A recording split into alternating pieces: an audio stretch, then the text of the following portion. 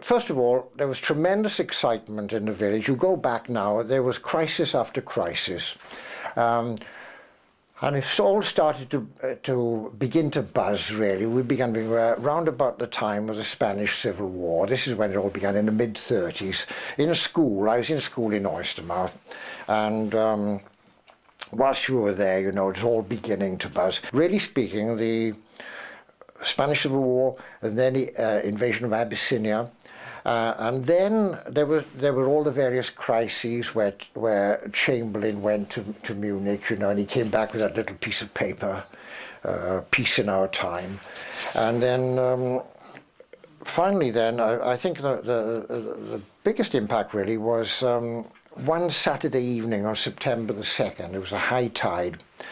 And we'd been swimming all day in Langland, and now we went over to the seafront to go off the seawall. This was always epic. And in those days, many hundreds would gather from Southend all the way along the coast, front of Oystermouth Station, West Cross all the way, and the sea was up.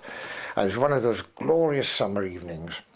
And I remember we were standing on the wall there. We knew now that things were afoot in Europe. Soldiers had appeared in Mumbles now from nowhere, or regulars, you know, territorials had disappeared, been called up. A lot of excitement and tension there. And that particular night, the tide was very high on the wall, and it was a sort of oily swell, just slowly moving.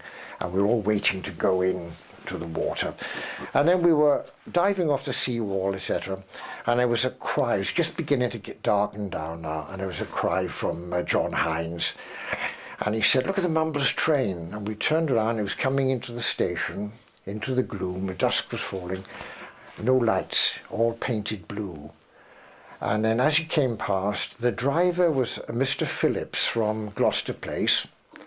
And he always used to wear the ribbons on the uniform, the bus conductors and train conductors. I did a stupid thing. It's a story of my life. I was always doing a stupid thing. And I dived off the seawall about a week before, and I caught my foot in a little pothole and split the sole of my foot. And my friends carried me very heroically down the road to the British Legion hut, which used to be in the square, in Oystermouth Square, at the back of Boots. And this was a first aid centre, and they'd opened up a new first aid centre, and all the ladies were there. And of course they fell on me. At last there was someone to look after, you see. And they strapped up my foot. I had about 8 nurses round me, you see, and my pouring blood, you know.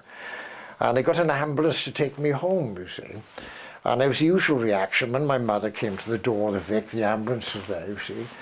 "Oh my God, what's happened to you? What's happened to you?" You see. And then when she discovered that there was nothing wrong, she thumped me, you know, the sort of thing, you know, "Get up the bloody stairs," you know. Soldiers appearing in Mumbles, all the air raid people ARP people were calling for recruits.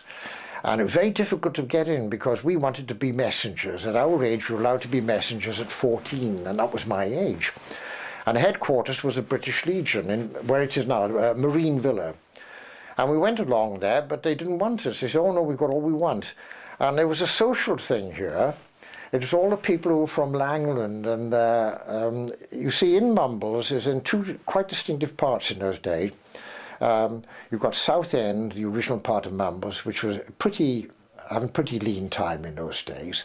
And you come into the village, and as you come up Duns Lane, you've got Park Street and Gloucester Place and Woodville Road. And these are all more or less on a social level. And then it begins to go up to Oakland Road, where you've got the school teachers. Then Kings Road, the bank managers. And then when you come up the top to Kandala Terrace, as it was called, Langland Road, these are like gods, you know, these were untouchables, you know.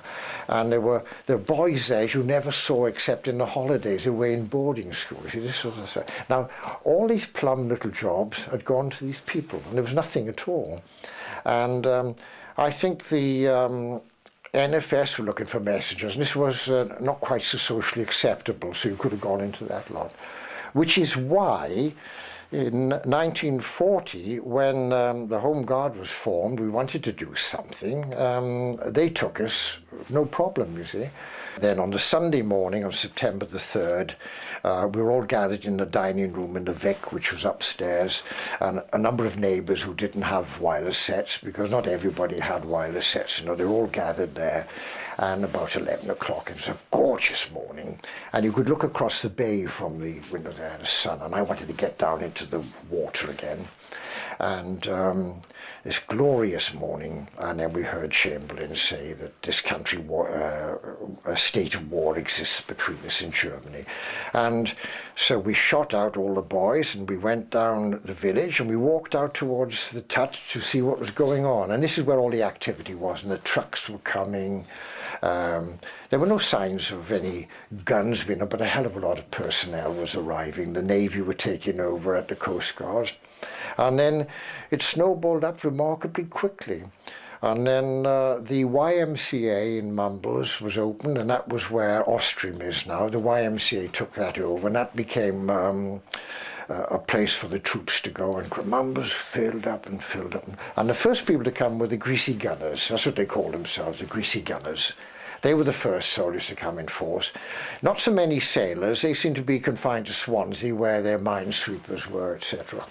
And a few were down at the, a couple of Scottish lads were down at the Tut, and air raid shelters had been delivered months before. They were already being put up, and nobody would never need them. Don't need those. Waste of time, you know. And of course that was an understatement, if anything. And that was more or less the beginning. See.